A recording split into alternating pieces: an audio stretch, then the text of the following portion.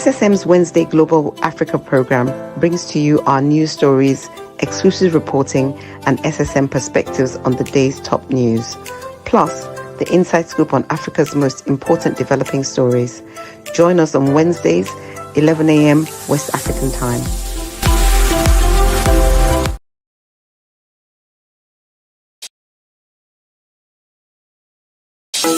In a world where news flies around every minute, you need the ability to relate and connect with what matters and stay up to date.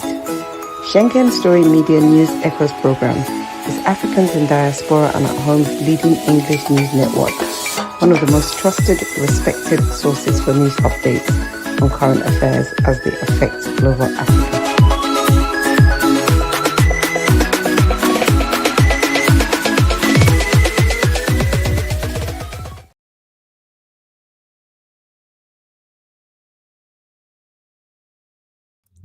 Yes, good day, viewers around the world. You're welcome to our Wednesday SSM Wednesday Global Africa update, the 7th day of the new year 2026. I'm here in Milan studio. My name is Godwin Irejua, and joining us today is a friend, a great member of this wonderful community of Nigerians in diaspora. I'm talking about our man here, Wale Olaitan. Wale, it's morning in Europe. You're welcome. What's the time there? Thank you very much, for doing this great job, and it is a great honor for me to hear. It's just after 10 p.m. my local time here in Melbourne, Australia. So I'm Melbourne, a man Australia. Down under Australia. Down under Australia. Just 10 p.m. my look time. My local time. 10 p.m. your local time. Yeah. All right. Wale, you're welcome. Viewers, yes. SSM, one of SSM most critical value is collaboration. We encourage team players to collaborate with each other. Content, ideas, production, and everything we do here in the studio. The essence is to put our best in content and also to enable all other content creators and other people to also have this beautiful platform where we give out updates. So Wale, you are welcome from the country under Melbourne, Australia. Yes, you're welcome. Thank you. And I bring greetings from thousands of our people, Nigerians in diaspora. Nigerians are everywhere. Nigeria professionals are everywhere. They're doing great things, even in Australia and New Zealand, as well. Good. So we're here, and I'm here to represent our people down under. Nice. Well, let's do a small intro to you. You're a criminal justice and community safety practitioner. That's correct. Aside, you said aside your devotion to your career, you're also a published author. You do public speaking, also good governance advocate. These are some beautiful attributes you have there. And currently you run a show on Facebook called Footprints. Yes. That's correct. Yeah. Yeah. Okay. That focuses on enhancing democracy, youth leadership, good governance, justice, equity, and human rights in Nigeria and Africa at large. So you have it, man, and these are real important aspects of life now. People getting involved in governance, good governance for that matter, and also being able to carry people along in what you do. Tell us more about what you do. Yeah, like many Nigerians in diaspora, after many years of living overseas, I've been outside Nigeria now for 21 years. I left as a much younger man when in 2004. So, and I've lived in Australia since that time. So it's 21 years now that I've been outside.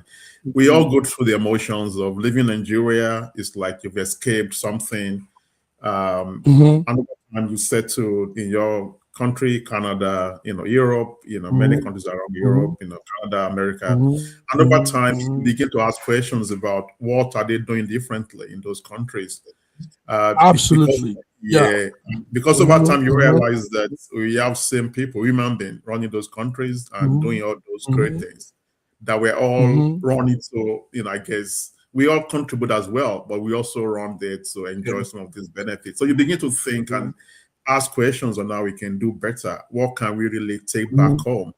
So for me, that has been the most important kind of motivation for most things that I do, beyond my personal growth, beyond everyone looking after their families back in Nigeria and all that. We all do that, beyond all the remittances. But we think globally, and we think that what can we really take back home? What can we contribute? And sometimes we impede ourselves by thinking that sometimes that's the huge projects.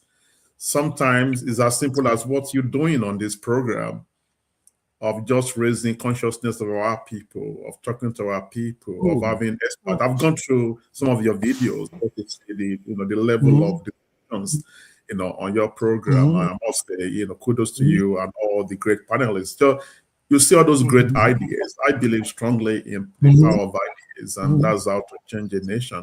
So everything I do revolves around that. My publishing books, I publish those books, as I said. There's one I call for Social Political Change, which I published around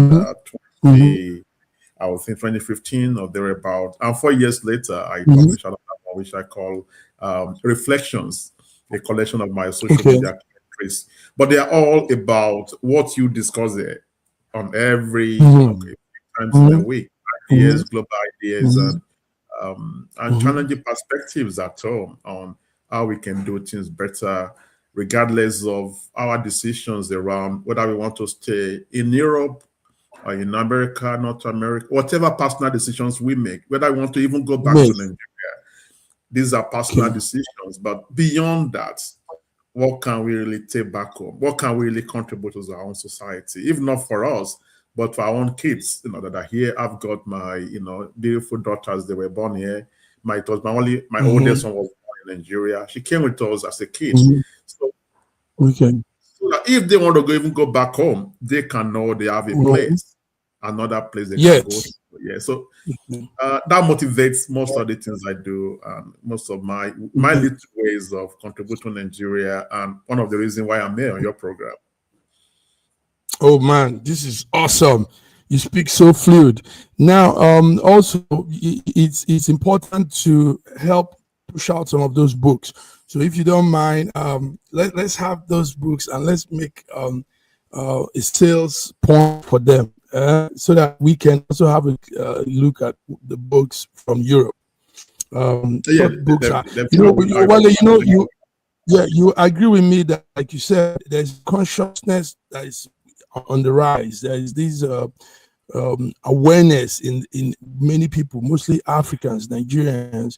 There's an awareness that has never been before of people trying to express themselves, also trying to understand their lives, governance and existing on earth and everything. So the talks people do, most times some people don't even know that those things have impact on listeners and on a huge number of people.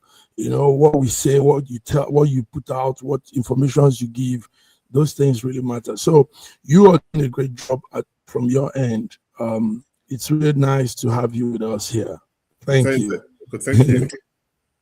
Yes. All right. Well, let's do some of the news. Nigerian news we're getting. There's a story of several people being abducted again in Katsina. For our viewers that are non-Nigerian, Katsina is north of Nigeria. It's actually northwest of Nigeria, precisely. Now, there are fresh attacks that happened in the mosques somewhere in Katsina, and it reminds us of what happened also in August last year when there was killing. Well, what could end all of this abduction and all of this thing? I mean, we thought Trump smashing Sokoto could put fear in these people, but we see them rising and even more stronger in their evil acts. Let's talk about this, Wale.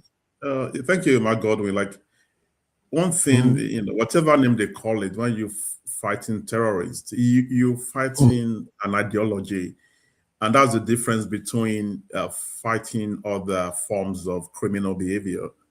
You're fighting an ideology that people believe strongly that they want to die for, an ideology that people believe erroneously, though, that if they die, they go into heaven. So if you're fighting people that have got that kind of mindset, because it is a mindset, and it is a mindset that is very different to fighting other forms of criminality. So the approach must be different. As you said, like you expect that after the US bombing of Sokoto, that saw many of terrorists running around and trying to escape, you expect that should, in a way, reduce the intensity of the activities. I would think that would curb normal kind of criminal activities. But when you're dealing with people that are not just criminals, but they have a strong, religious ideology behind it. I must say that we're not talking about Islam as a religion, telling people to do whatever they do. But the fact of the matter is that many of them, they are hiding other Islam to carry out their criminal activities. And it is a point that must be, that we must make. And we have to make it so that to promote that multifaceted approach in fighting the banditry or in fighting, terrorists. What can we really do differently? I think what we're doing now, in my opinion, I think there's a lot of emphasis around the military approach. I know the military approach is very important because you are dealing with people that are ready to die. And as if I want to put in the words of Putin, where you say clearly that it is not his business to judge them, but it is business to send terrorists to God or whoever they believe in to judge them. So military-wise, we have to do that. It is not of people's business to pass any judgment on them when they get to wherever they think they want to go. God will judge them. But it is his job to send them there. And he has to do that. He has to do that. Follow international rules and laws and everything. And it has to be done with all the stakeholders, including the state governors. I would think the way it is done in this country, in Nigeria, I would think there's that synergy of people really working together. In my humble opinion, I think I don't think the terrorists are getting the same kind of message. I think they are getting conflicting messages. When you have some states doing kind of opening ceremony and asking them to surrender and give them money and now call them all these sort of names that they are now reformed bandits and everything. I think we have to set very serious message around how to go about this. It has to be sorry. Yes. No. I go ahead, because what we were messaging after the Sokoto bombing was a reduction in all of this. But we saw also on Christmas Day, last Saturday, the 3rd of January, we heard of the women, the market women that were killed, 43 of them, and food items stolen. Imagine that. Imagine going to steal food from these very vulnerable women. So I'm suggesting also that a new way of about this could be applied, because if the Trump thing has not really gotten to them, that means they need to be hit more harder. Do you agree? More intensified attack on them, more, or not just in one location, all of their locations. In Sokoto, okay, we've done the Sokoto. I agree. I actually agree with you, because even the choice of Sokoto, many people question it. Many analysts actually question the choice of Sokoto, knowing that where we have most of these terrorist activities, they are around that Borno area. One would think that if you really want to take a message to them, you take it to the heart of the problem, where we know that they are they are operating and they are causing a lot of havoc to people. I would think that is where to start. But anything Trump as well, you've got to look at it from Trump's way of doing things. So Trump is approaching this as war against bandits or terrorists killing Christians in Nigeria. The Nigerian government is framing it as just, this is just a war against terrorists. If you ask my opinion, I will tell you that I feel that it is war against terrorists. I don't think that the terrorists are killing more Christians than Muslims, just my personal opinion. But I think that the approach taken by Trump is still along the religious line, So that's why it shows 25th of December. It's a Christmas day. It shows a very public, I think the biggest Christian public holiday globally is Christmas. So it shows that day to attack, and it shows argue that it deliberately shows Sokoto, because if you talking about the kind of the base of I guess some people will see it as the center of anything that you want to talk about around Islam. And I'm picking my words carefully here, knowing that the war is not against Islam, but in Trump's mind, Trump is not really making the difference. That I would think that is why he chose Sokoto of all places instead of going to Borno, and that's why I think he shows. The Sokoto target was mainly to destabilize their control center. The story is that Sokoto is where the headquarters, that's where the control board is.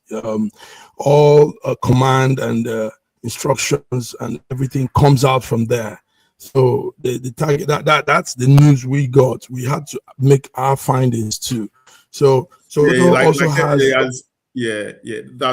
a very possible argument as well. But there's always symbolic action. So some people have argued around the symbolism of it. I quite agree with you that they have, their command station in there. But some people have look at it more around the symbolism of it, and they're looking at it from the choice of dates and also the choice of the way they started. Everyone was looking, Borno, but he went to Sokoto. But I know exactly where you're coming from. Okay, nice. So, viewers, yes, we are discussing the latest adoption, latest attack from the bandits again. Katsina had a fresh attack this time, and it reminds us also of the August the 19th of 2025 when there was that same attack killing 32 people in Angwara Matu community in Katsina. So we call on the government to really look at this. I mean, these are Nigerian citizens that deserves to live, but they are being killed. Wale, you also agree with me that this adoption thing has become like a game of a sort, like playing ping pong. I mean, they wake up, they go on place, they kill people, they cause havoc. I mean, it looks like a new phenomenon in Nigeria.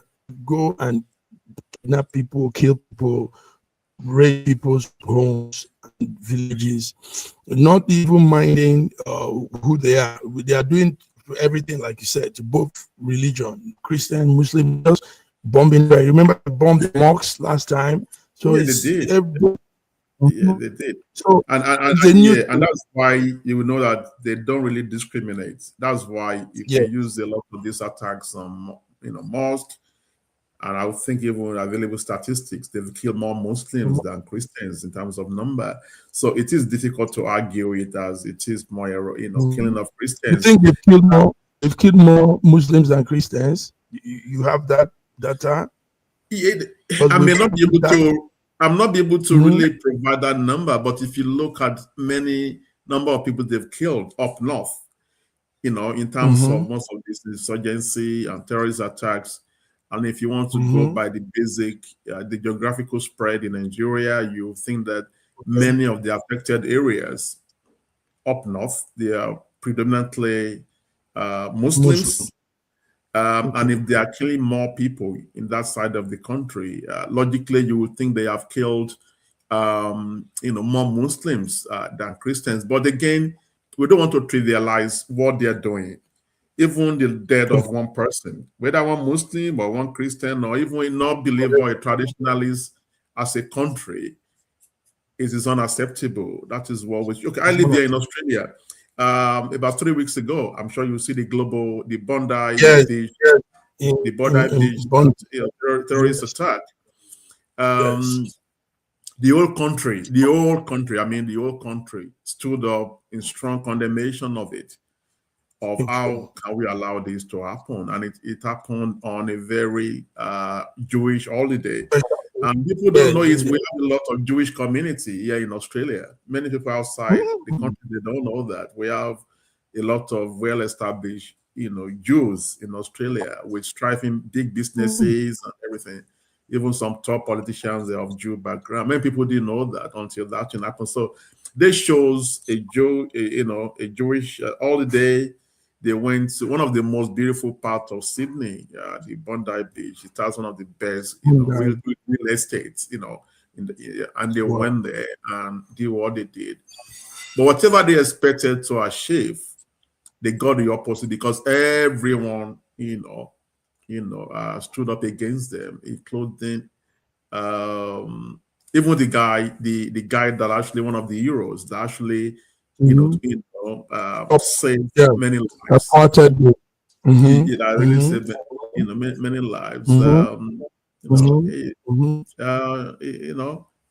Is a Muslim. So I would think that also helped in just trying to calm the situation in the country because quickly a lot of rumors, a lot of anxiety in the community. I would think in Nigeria, I would think that we need to do more of what we beyond the counter insurgency moves. I would think they will need to invest more around intelligence-led policing, which will take the whole fight more than just soldiers going. Like most of these guys, they live in the community, they have networks in the community. There must be a very systemic way of gathering intelligence, and that will involve police. And we're doing that more of a proactive measure rather than a reactive measure. What we're doing now is more reactive. As you said, it's catch me if you can. Catch me if you can. They do something here. We're running after them. They change location. They go to other place. Change location. Catch me if you can.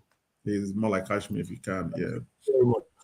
Viewers, this is it. I'm here with Wale, and he's really giving us some good insight. Wale, we wish we had you when bonding happened because it was a major news here too and all around the world. And we needed those real insights. But thank you for bringing it back, bringing up to speed also on that. I think those that father and son armed men. What's the story? One of them, is it the father that died? Who was killed? The father that died. You think from everything available, you would think that the father did a lot of grooming to that young man. You ask yourself, how could a father? We are all dads there. How could you do that to your own child? But a lot of, it was 50. The guy is 24. So he died. And if you fall, I knew it was going to be difficult for him to make it alive from that venue because the whole thing was live. He was the one that hero, the one that went and just was able to grab the gun from him. So he was, his gun was taken. People had 1,001 questions. I thought the guy was going to shoot him, really. I was so emotionally charged when I was seeing those videos. I thought it was going to shoot him. But, it shows not to shoot him. But it was armed. And then that was when you saw the son, who was about 200 meters away on the footbridge. And he was now releasing, heavy gunshots. to support his father in a way to allow his father to be able to retrieve move back to him. Yes. But obviously, his father had no gun because he was disarmed, and one of the police officers there shot him dead. So the father, just to confirm, the father died and the son survived. And so now the boy is facing charges, all of the charges. Like a lot of charges. Yeah. So he will end up all his life in prison. How is the Australian law on such act? Yeah, we don't have death penalty in Australia. So I think it was removed from within our criminal code as a system, I would think in the late 60s or the early 70s. But obviously with what is done, I know for certain he's not going to say, he's going to like, I don't want to make any assumption here. He has not been found guilty. But I would think in Australia we still have life sentence. So and one of the findings also surprisingly was that they acted alone. Initially there was all these links to well-established terrorist groups like the the ISIL and everything, but the intelligence community, because our prime minister really faced a lot of scrutiny. He's a very popular prime minister. Anthony Albanese is from Australia is a very cultural background. He's from that Italian, maybe fourth generation Italian background. A well-loved prime minister, but I would think he has to do a lot because everyone is just asking questions around this particular incident. How did that happen? How did you allow that to happen? But some of the preliminary findings for now, as reported by the Australian Federal Police and some other security agency, show that they acted alone, that they never really acted with any groups or anything, that they acted like what they call the lone wolves kind of attack. Lone wolves. Lone wolves kind of attack. Wow, good one. Thank you so much. Viewers, you're hearing it live here. Update on the Bondi massacre that killed. I think the number of the dead increased. Wale, did we, apart from I think it did 15.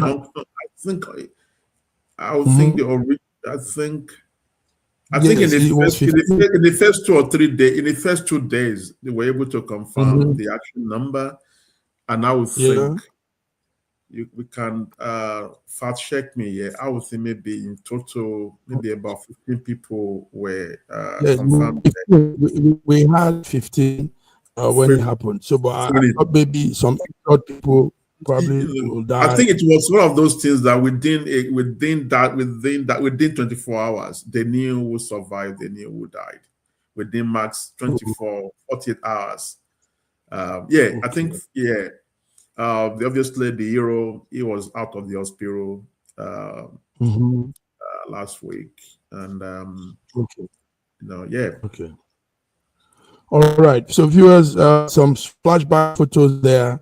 The Bondi, Sydney, Australia massacre. 15 people died when a father and a son just decided to disrupt some Jews that were having their holiday. It's called the young something. One of those holidays. Hanukkah holiday, Hanukkah holiday, and they were murdered. So these are some of the pictures. These are people grieving on the tomb of their late ones. Sad story there, very sad. All right, thank you for that update. Let's do a small break. We'll come back, Wale. Viewers, this is it. On this 7th day of January 2026, I'm here with Wale. We're giving updates as it flies in. So see you on the other side.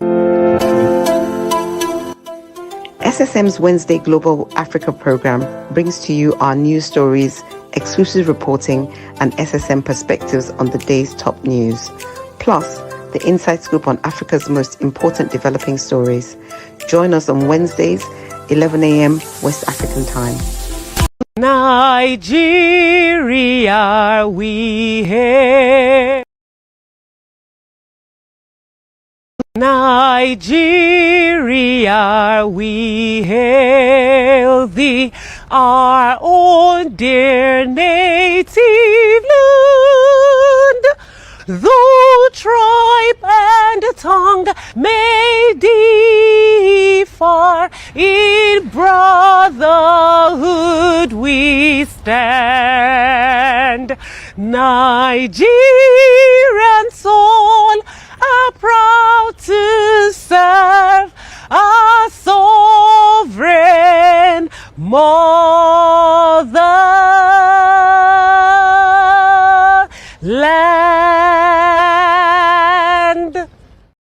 This country has some of the most extraordinary culinary diversity in the world. I'm talking about Nigeria. This first dish is amala abula, made popular by the Yoruba people in southwest Nigeria. It starts with amala made from dried yam and then is covered in a variety of soups. Next we have ofe nsala, a white soup that is synonymous with the Igbo people of southeastern Nigeria. It goes best with fufu, or akbo as the Igbos call it. Next we have suya, the most well-known food of the Hausa and Fulani people of northern Nigeria. Meat is covered in a peanut-based powder called yaji and cooked over an open fire. This is banga and starch, a classic of the Urhobo people of Delta State. Lastly, we have onunu, a plantain-based swallow of the Izon people in South Nigeria. We are eating it with fisherman's soup, popular throughout this whole region. And of course, we don't forget the jollof rice. This is popular everywhere in Nigeria. I think what makes Nigeria so great is the diversity of all the different people coming together. These beautiful ethnic groups living side by side, sharing culture and cuisine is what makes Nigeria such an amazing country to visit. Nigerians should be so proud of that cultural heritage, as there is so much more that unites than divides them. To know ADC, you see a handshake, a symbol that stands for belief, passion, ideas, and creativity, service with integrity, confidence and commitment. We are the definition of democracy, your party, for you and by you. Every life is important. Every right is respected. We promote friendship, cooperation, and collaboration. We believe that when we work together, we make great things happen. With love and respect, we shake hands. Yes, we shake hands. Therefore, we say, ADC arise. ADC arise. ADNC arise and shine. This message is endorsed by ADC 7th Zone, ADC-DN, African Democratic Congress, Diaspora Nigerians, Diaspora Network.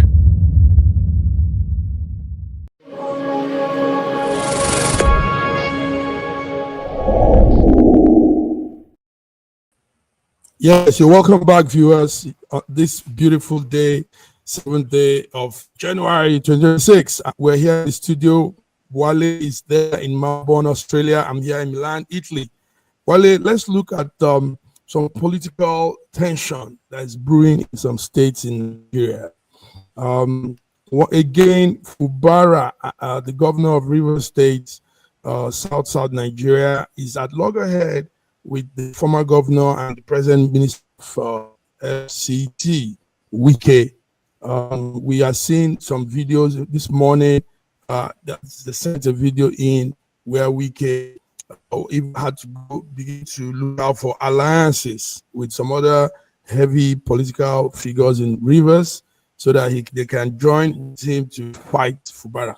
Now the question is, why can't Wike just leave the governor to do his thing? Why all of this? What's I thought they were settled before. Tell us, what's this new infighting between the Rivers governor and the former governor, Wike? Yeah, thank you. I think it's one of very complex political arrangements, I would think. as you said, as maybe about a few months back, there was this more celebrated settlement of bringing them together that led to the end of the emergency rule in Rivers State. I thought, based on all the videos and everything, that was it. But if you look down, it's all about, like we have many examples in Nigeria of godfathers who perpetually want to control not just the states, they want to control, for as long as they live, they want to control the leaders in those countries, in the states. And I think that's what is happening here. We had a Wike that spent his 8 good years, as a governor. He had his time, and he's a minister now. Whatever the arrangement that they had, I would think that there's this very strong sense of entitlement among our people. I think that's why programs like this, just to be able to really raise the consciousness of our people, and maybe to appeal to their minds. Like, you ask yourself, what do people really want in their lifetime? To think about it. Like, many of these guys, they are not better than many of us that are, in diaspora, or even many that are even they are not better. If you want to put their resume beside many of us or anything, but they've been so lucky. But I don't think they appreciate how lucky they are. That's why someone will rule a state for 8 years, and after the 8 years, you should just go and sit down. Whatever, I don't really care about whatever arrangement he had with Fubara. He had arrangement with other people. He had arrangement with Rotimi Amechi and some other, with Dr. Peter Odili and many people that were there before him anyway. How far did he keep his words with them? Because the counter side of the argument is that people will say, okay, why would Fubara, whoever, the godsons, agree to agreement? It's power play. They will agree to anything. They are not stupid. It's just, Machiavellian. They know what they want. They will play along. And when they get there, they are the governor, whoever in power, they do what they have to do. I would think that the governors should get that into their heads, that you can't really hold a state to hostage. Like, if you do what you want to do for 8 years, just move on. Sorry, let me put you on pause there, Wale. Sorry, it's to bring in one of our panelists, our coordinator in the UK, London, UK. He's a strong man, Femi Oke, the DG of the Better Niger Sorosoke. Femo. How you doing? Femo, you're coming late now. You're coming late, Femo. I know you're working. I've not been feeling well, so yeah. Okay. Femo, with us is a new man, a great guy from Melbourne, Australia. Wale is like you too. Wale has a lot to offer, beautiful opinions and views. So Wale, here is Femi, okay? A man in UK. Yes. So, okay, Femi, we were talking about the political tension. I mean, we thought Fubara Wike had been settled, and now it's even getting more intensified. More sort of clips of a Wike visiting Asari Dokubo, a political figure in Rivers State, all to align with him so they could probably fight this fight. And but it's not making sense. So Wale was telling us some things. Wale, continue. Then Femi will also share his thoughts. Nice to meet you, Femi. First and foremost, nice to see you. I need to, Wale. Your videos, I've seen some of the, the level of articulations there. So just a pleasure just to be here. I was saying that, the godfathers in Nigeria, they should know it by now that many of them, they've never kept their words to their own godfathers. So why should they expect something different from their own political godson? If they have the opportunity to rule a state for 8 years, I think that's enough, and they should leave whoever that is there as the governor to do is, 1 term or 2 terms as as people will decide. I think the most important point for me to make is that whatever we're seeing now, it's not just about Wike and Fubara. I think Rivers State as a state is the battleground for 2027.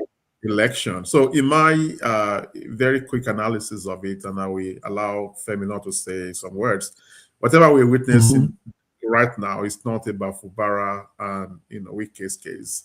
Is the fact that Fubara played a fast one. He decamped to APC in December. That has made it difficult for Wike, who, from everything I've read, is not supporting Fubara for a second term. Well, Fubara is a sitting governor who wants to get a second ticket now in APC. It's going to be his own man. And I think the whole thing, in my, little analysis, is about preparation for 2027. But I would like to hear what Femi thinks. Yeah. You want to hear what Femi thinks? Guys, my view might be controversial, but really, this is Nigerian politics in full force. It's been like this since the beginning of politics. You don't want to remain with the Godfather. You want to fight your Godfather. You want to create unnecessary battles. Right from the time of Akini Tola and Awolowo, you remember what happened there with his Saraki and his son. We could go on and on and on. Even in Kano State, you've got the Kwankwasia movement. The governor wants to move to APC. Where meanwhile his Godfather is saying no. Not APC. The governor wants to move to APC. I don't know about Kwankwaso. He's not going to move to ADC if you can't guarantee him the vice president or the presidential ticket. So I can't see him moving anywhere, really. Now, back to Rivers. As much as you might say that, Godfathers should, once they're out of the scene, they should go and do whatever. They should focus on something else. That's not the reality of politics in Nigeria. The reality of politics is that without your Godfather, you wouldn't be in that position. So it's beholden upon you to stick to agreements. Now, if you think you're a gentleman and you think you can guarantee your second term yourself just because you're governor, well, hey, what? This is going to prove whether that is the case or not. You remember Ambode in Lagos? Ambode was there. He thought he could run roughshod and get a second term. Did he get a second term? No, he didn't. So the thing is, you don't bite the hand that feeds you. And maybe Fubara thinks he's shocked. Ambode might come again, Femo. Let me say this to you here. Ambode is not coming back right now because the next governor is likely to come from from Lagos West, not from Lagos East. So let's wait and see. But going back to what I'm saying, Fubara is shown to be ungrateful.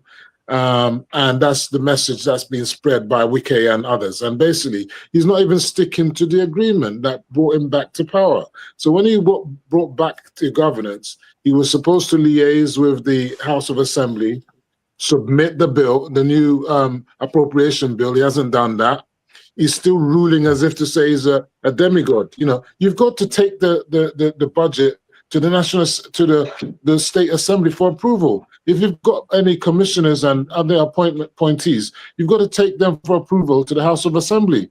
He's not doing that. So if he wants to have a smooth ride, he should cooperate properly with the House of Assembly members and also get his house in order with Wike. What he seems to have thought is that, well, look, if I put myself to APC, then I'm going to be the number one in APC. Wike is in PDP, so he can't control what's happening in APC. That was what his thinking was. But he's forgotten to see that actually Wike more or less controls both APC and PDP, although people like Magnus Abe and people like Tony Cole may think otherwise. But they've failed woefully for the past few years. When Amachi was there, he couldn't get votes for Buhari on two presidential elections in a row. You understand? The only person that got votes for the APC was Wike. So I think it's going to be a different one. I think what they should say is this: Fubara, you can go for a second term, but it's not guaranteed. You got to put your hat in the ring just like everybody else. And if we believe in true democracy, we should allow it to flow. We shouldn't give him an automatic pass. If he wins the primary, great. If he doesn't win the primary, that's it. Just like Ambode, you go and sit down. You really have some deep insights there, though, Femo. But to an extent, I don't agree to what you're saying. I will align with Wale rather. I mean, why also intrude governance? Because like Wale said, this affects the populace, the citizens. They say when two elephants fight, the grass suffer. And that's what we should look at too. This will really impede a lot of progress in River State, because these who's causing that? If you call the person that more or less gave you the ticket on a platter a barking dog, and you think that it's going to run well for you, you're joking. I mean, look, let's be real. We mustn't deceive ourselves. He will put his hat in the ring. He'll put his hat in the ring, but whether he will win is another matter. And in order to win, he needs the political structure. If he's too busy fighting the structure, how is he going to win? Do you think it's just going to be by magic? Come on, you guys should think about it logically. You need political structure. You need the team members to make you the governor. If he doesn't have them on his side, he's going to lose. It feels, the more you go into this, the more it sounds like you actually making a very strong case for that perpetuation of the Godfathers. The more you making these arguments in support of Wiki, that is the way it sounds to me. I'm not against Godfathers. It doesn't all Wiki anything. The fact of the matter is, because we allow our democracy the way it runs and everything monetized to a very crazy extent. Same in America, same in Australia. Yeah. As maybe not as monetized as what we have in Nigeria, but that's a different story on its own.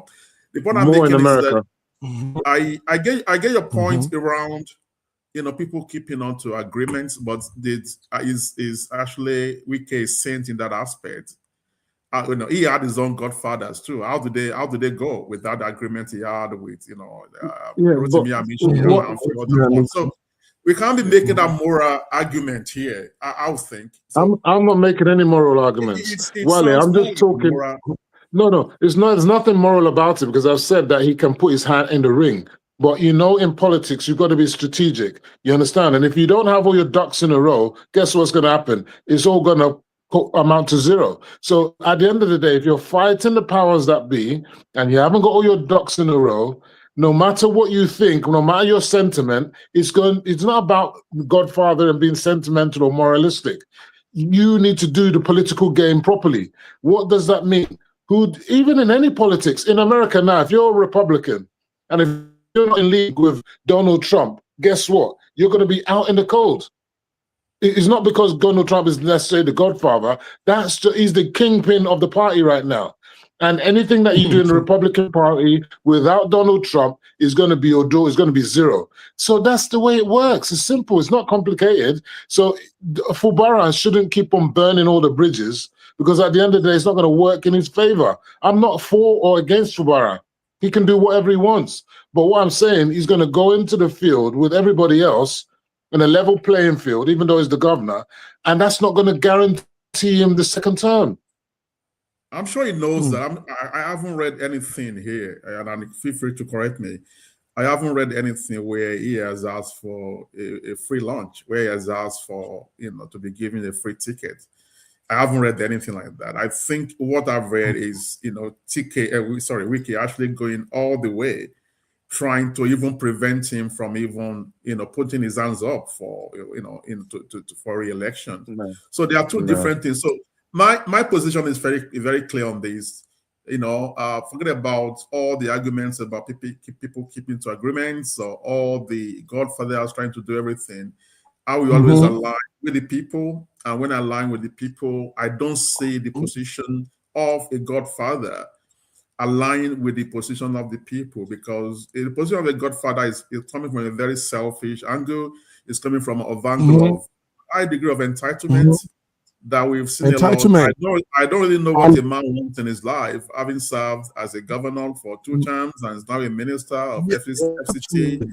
I can't really think of what that person wants more, other than just the African way of doing things. Absolutely. Look, if we go back in history, like I say, you can say all this is just story for the birds. When Akitola and Awolowo had their problem, the problem was because... Let's bring, we have numbers of viewers joining, so that they understand what we're talking about. Viewers, we are talking about the the political tension in Rivers State. From the minister of the federal FTC, call it Nyesom Wike is still going headlong with the governor of the state, Fubara, and we're both saying it. Gentlemen, I want us to also talk about the Kaduna, the Kanu situation too. You have almost similar thing there. Kanu situation, a situation where the governor will move to another party, and the godfather there is all stopping it. I mean, we need to emphasize on this godfatherism thing in Nigeria. It's derailing democracy. It's affecting citizens. Is that? I mean, what do you say? Yeah, it's just a continuation of what we're having in Rivers. That's what we're having in Kano. We have, Makazo, the NNPP leader, in a way trying to prevent the current governor, Kabir Yusuf, from decamping to APC. Last time I checked, there's a plan for him to decamp by the 12th of this month, which is just some days away. The same thing, it is the battleground for 2027 election.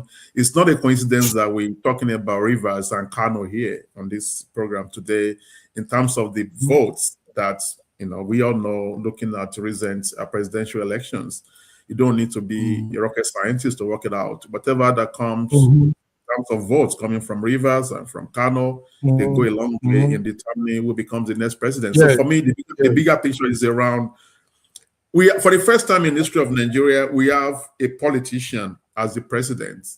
For the first time, and I can say that the first time ever, we have a politician that is intentional to be the president, and he waited since he left office in 2007. He never took any political office. He waited for almost 16 years before making the move. So yeah, you have to give that to Tinubu, whether you are his opponent, whether you are a supporter, you got to give that to him. For me, everything that I see around me happening, governor, the campaign, godfather fighting, man, is just the big master, the big man himself playing everyone to get what he wants. And that is where I've analyzed the whole thing. What is happening in Kano and what is happening in Rivers. All right.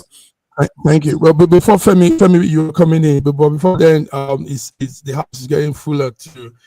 Our doctor here, Dr. Olufemi Oba.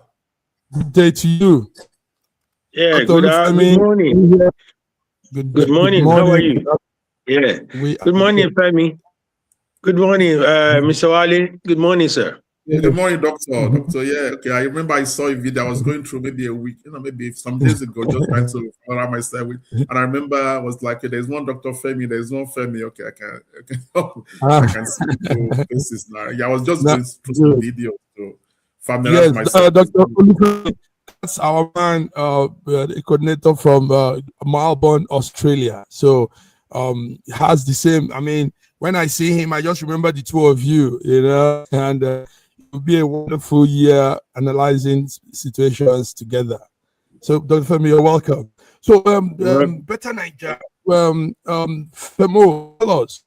I know similar thing with the Rivers thing, and it is this fatherism. I mean, we must speak out loud against it. This affects governance. It affects democracy. It affects the people. No. I don't agree that it does. I don't agree that it does. It's a talking point for the media operatives because it suits their narrative. All the people are talking about Rivers because they love the fact that Wike is fighting with Fubara. They're thinking that that's a problem with APC. They're already in turmoil. So it makes good news, you understand? But if you look at it really, on the ground, the APC is waxing strong. This whole fracas is not going to deter what's going to happen in either Rivers or in Kano. The problem is, at the end of the day, you have godfathers. You can either stick with them or you twist. It's up to you. I don't know what's the origin of the problem between Kwankwaso and Yusuf, but obviously they've got to have fallen out now. You understand? Will Kwankwaso remain, relevant and say, you know what, I don't care, I'm going to put in a new governor, and the new governor is going to be from NNPP come 2027. Or will Yusuf join in APC? Will that make a difference? So it's all part of the politics, leaders are there and they set the agenda, and the people will follow. You understand? It's not a down-up scenario that the people determine who is going to be the candidate. It doesn't really work that way, because most people are not involved in politics. They're not card-carrying members of the APC, PDP, or the ADC or whatever. So the choosing of candidates is down to party members, you understand? And they're led by their leaders. So at the end of the day, that's politics all the way through in every country. That's how it works. It's not about the sentiments of the people out there on the road. That doesn't matter at the end of the day. It depends on what candidates are on the ballot. So they can have whatever sentiment. For example, if Fubara goes for, or any of these people go for their party primaries, once they lose, they won't be on the ballot anymore, because you can't then go to another party and then become a candidate in another party. So, let's see how it all pans out. I think it's good for our democracy that we have all these things happening. It's a good thing, because contestation makes for better leadership at the end of the day. We can't have comatose people that just yes sir, yes sir, yes sir. No, let's see who's going to be the real power. Let's decide. When 2027, is Wike really the power that he says he is, or is it Fubara, the new guy on the block? Dr. Olufemi, be honest, put it well, Dr. Femi. How can infighting, fatherism, bring good governance? Tell us. Yeah. The word godfatherism is coined from the fact that we want to give is a personal nomenclature we want to give to Nigerian type of politics. Godfatherism is everywhere in politics. It depends on how you play it out. Now, in the Nigerian scenario that we find ourselves, there's nothing different in what we have in Kano State and River State, like Femi said. Also, there's nothing different in what we have in Ogun State and between Oshoba and others, and what we have in Ogun State. Every state has it. You cannot come in from anywhere, ignore people who are already on the surface, on the platform, or who are already running the party, come in and say, I want to just be governor, ignore everyone. It doesn't happen like that. You have to have your own structure built on those who are your forbearers. You have to do that. Now, coming back to River State. River State was actually stemmed, the crisis in Rivers was stemmed by President Bola Ahmed Tinubu by putting everybody aside. Everybody go and sit down, go and sort yourself out. But now it's time to play politics. So you can't say they shouldn't play politics. Politics is a case of interest. It's a matter of interest. Fubara has his own interest. Wike has his own interest. But let politics play. Like Femi said, what we have now is that journalists and APC haters are out all guns, because now Wike is the talk of the town. Fubara, who seems to be causing with APC, is now the target. Let's see what will happen. The same thing is happening in Kano State. Why is Kano State not on the front burner? Well, because it suits them to talk about Fubara and Wike.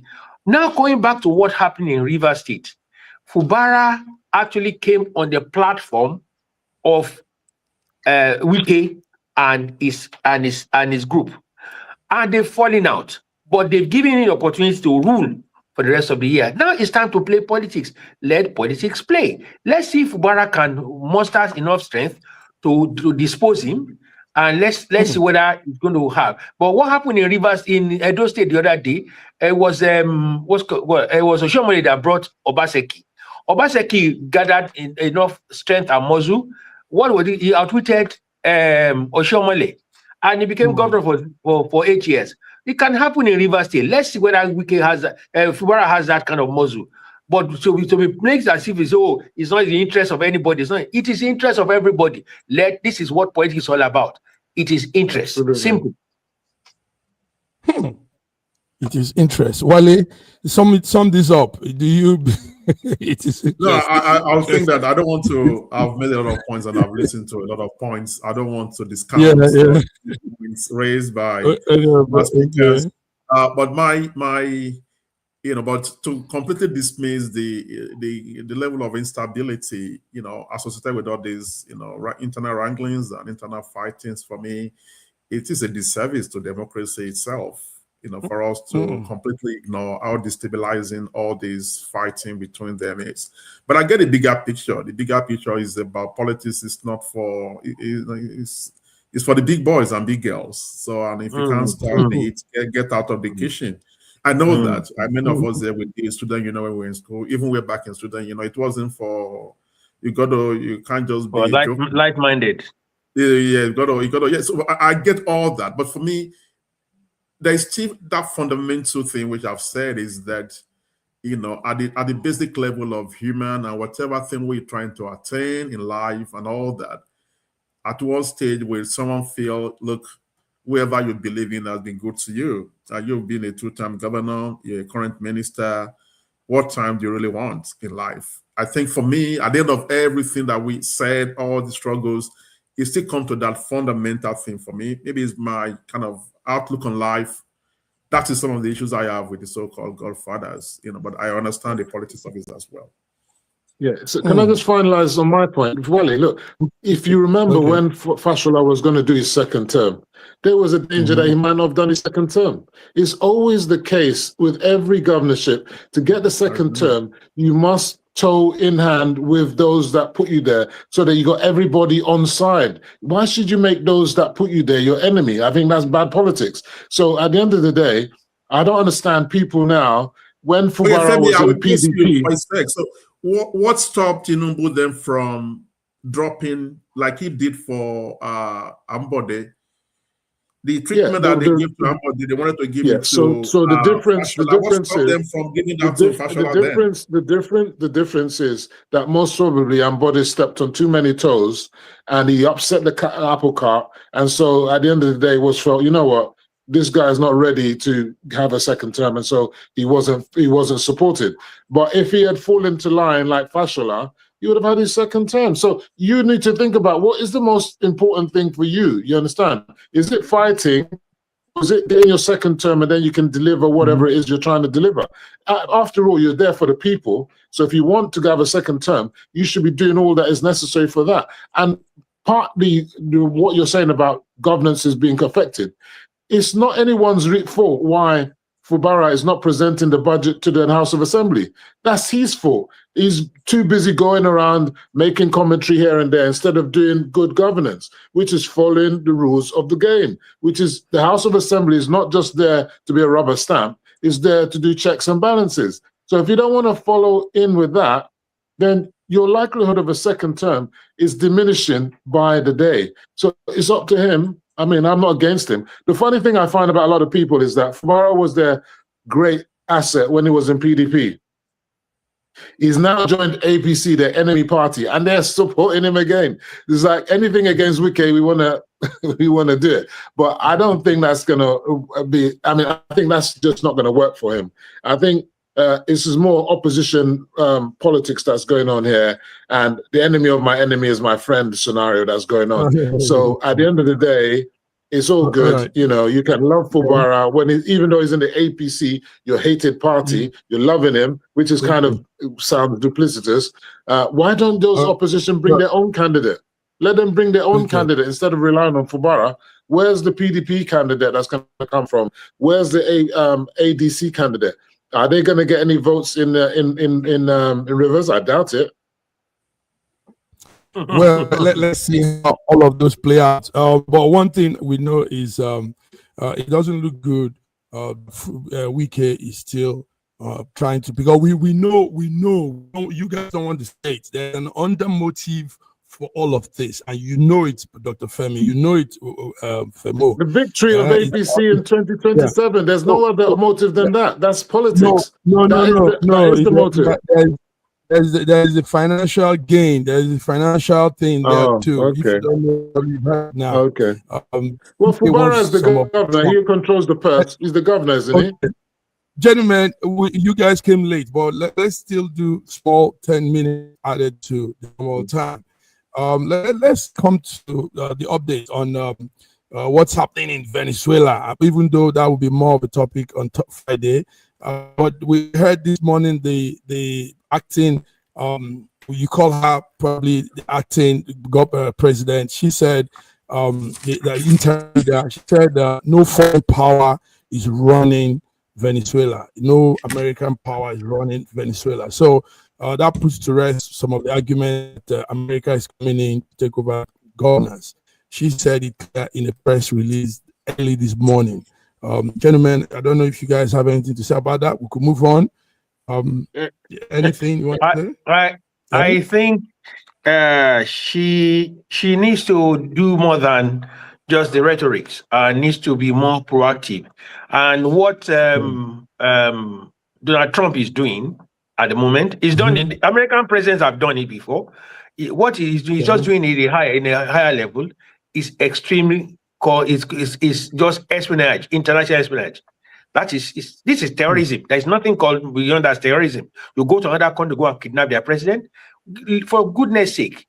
And the worst part of the worst part of all this is the fact that some Western nations are not seeing anything wrong in it just because America is doing it. Now he's talking about Greenland now.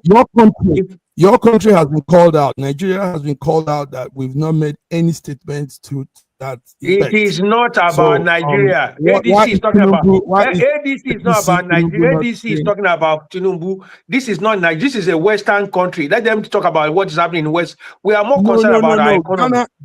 Ghana took their stand. Ghana took their stand last time. Ghana took their stand and called it out and said this is wrong. But Nigeria has not made any statement. Why? What do you think could be behind that? Nigeria needs to say something. And we've not had anything from the presidency, the media, nobody, foreign affairs, nobody. Yeah, I think Nigeria is just trying to mind its business. I would guess, which sometimes it is allowed. In democracy, maybe their thinking is that we've got enough problems at hand. And if you read all the theories online, the conspiracy theories, like about maybe after Venezuela, maybe the next person they want to come and kidnap is Baba in Abuja. So why would you allow Baba to say anything? So that's just on a lighter note. But I would think that the bigger message is all about what someone called Putinization of U.S. foreign policy. I think that is just that thing. It's for me. It captures everything. It coined that word. Putinization of American, foreign policy. Is just that whatever Putin is doing, that we are condemning in Russia. Exactly, that is what the big man in White House has just done. He's just using his power to do whatever he wants to do, and I don't really see if he really wants to take Greenland, as he said, with just a population of 54,000. Yes, I think he's a gunner. He would take it. Nothing's going to happen. EU leaders can issue whatever thousands of joint press releases. They made one maybe a few days ago on that same topic. I just don't know. It's just a confusing times for me. On one hand, about America as the leader of the free world, and to see the so-called leader of the free world with all the contradictions, it's just, as a student of history and politics, I struggle to really even understand what is going on. But that is all I've got to say on that topic. Okay. Thank you very much. Yeah, I want to say, go ahead. For me, I think the ADC should focus on Nigerian politics and forget about talking about American politics. It's got nothing to do with us. It's the Western emphasis there. It's not our center of gravity. we deal with Africa and African politics. So talking and making comments, the comments of Africa, of Ghana, of the president of Ghana and the president of South Africa have no consequence, mean nothing. You understand? Starmer made a comment, which is more or less a non-comment. The president of Macron of France made a comment, it was a non-comment. None of them condemned President Trump for what he did. So even if you condemn, what is the consequence of that? It's a non-statement, a statement of no effect. So there's no point. You know, at the end of the day, the number one policeman, which China says there's no policeman, world policeman, is USA. That's what they're showing right now. And so they can do and undo. And like what Wale said, if they choose to go into Cuba or go into Colombia as they're threatened, or go into Greenland and take Greenland, there's nothing that anybody's going to do. So, but what I don't like is the double hypocrisy of them telling that Putin can't do what he's doing and that Xi shouldn't go into Thailand. That's where I have problems. They do double speak. They do one thing with one hand and then they do another with another. So this thing is about what we call spheres of influence, the Monroe Doctrine. So Latin America is the backyard for America. Let's give it to them. Let them do whatever they want. Then that means that Eastern Europe should be the backyard for Putin and Russia. And likewise, Taiwan is part of China. Everyone knows it's the one China policy. So why are we going to get involved in that? Let them do what they're doing there. Let's not involve ourselves in another plan's problem. Likewise, in Africa, Benin Republic is Nigeria's backyard, our sphere of influence. We should have gone into Niger Republic at the time when we had the opportunity to do so, to get rid of that junta at the time when it was on. But because of politicization, don't go into it, we want to start another war. The people turned it into politics. Because they're anti-Tinubu, they turned it into politics. But if they thought strategically, like Americans do and other people, they would have, and the mistake was that because President Tinubu had just come into power, he had to seek consultation. I think if it happened now, he would have just gone into Niger Republic and got rid of that junta, because that means that our border, our northern border, is porous and messed up because of that junta. And I want to say that my final point is this: Nigerians on social media and in the world at large should be patriots and think about Nigeria first. I mean, there's some people saying that, Nigeria should be next. Like Wale said, they should come and arrest and take Tinubu and all this kind of nonsense. It's pathetic. Now, look, the genocide accusation that they made all that song and dance about. Guess what? Who's the people who are suffering? Nigerians, because from the 1st of January, there's been new visa restrictions on all Nigerians. You can't get a tourist visa to America anymore. You can't get a working visa anymore. You can't get any of those visas. You can't get them. I put it up on the post. And who caused it? The people that shouted Christian genocide. President Trump used it as an excuse, a convenient excuse, to ban Nigerians from going to America. So now, next time when you want to be doing these kind of statements, which you know are not true, just for political sentiment to gain some kind of advantage, you should think about the consequences. So all those who want to jackpot to America now, they can't go anymore. People were thinking that the ban was going to affect Nigerian politicians, but it's now affecting all Nigerians. Go and check it out. Nigeria. All Nigerians are restricted. We hear loud and clear. The time is gone. But let Dr. Femi tell us what's the story about Osime and Ademo Lukman. A quick one. I know you. I think when Nigerians are just blowing out of proportion. It's just anything that could happen on the field of play. It's nothing to worry about. These boys are professionals. They're just. I think Osime was just overzealous in trying to score an hat trick and also to boost his thing. I think Osime, both of them those boys don't have any bad bones in their body. It's just Nigerians just looking for something to just write about. Those boys, you see them in the next match playing together. Ademola Lookman is one of the meekest footballers that played in the Premier League when he was here. Very calm, cool young boy that hardly can just finish his statement. Osimhen is a boy from the grassroots. He's not the kind of boy that's arrogant and all. They say, they say he wants to quit the national team. Forget it. That's not Osimhen. So please don't let people who are looking for clout, those who want to get trends on their streams, start talking. I saw one television station, that useless boy with his long mouth talking rubbish. Oh, he's going to quit that. That's what he does. That's what he I won't mention it. I won't honor him by mentioning his name. What he does is look for bad things to run so that he will get attention. There's nothing going to happen. See those boys there. So there's no news in that, please. All right, thank you very much, gentlemen. But Dr. Femi, please stop calling people useless. I didn't mention anybody's name. Do you know what I'm talking about? I know. Don't worry. We know who the person is. All right, gentlemen. Friday we're doing international update, but it's been beautiful here and having the inaugural appearance of Wale Olaitan. Dr. Femi, it's wonderful. You guys have we had some good views here, and there's a new thing we do. We share short snippets of what we do here, so it goes way far around also on the social media. Thank you all, guys. I don't know. Is there anybody want to say any last thing?